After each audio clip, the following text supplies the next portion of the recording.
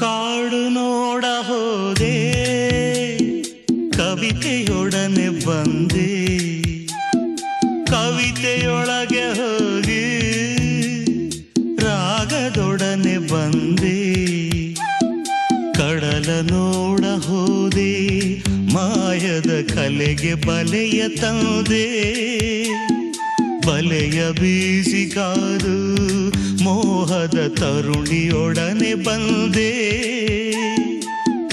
ಮಾತನಾಡಲು ಅವಳು ಮಾಯವಾದಳು.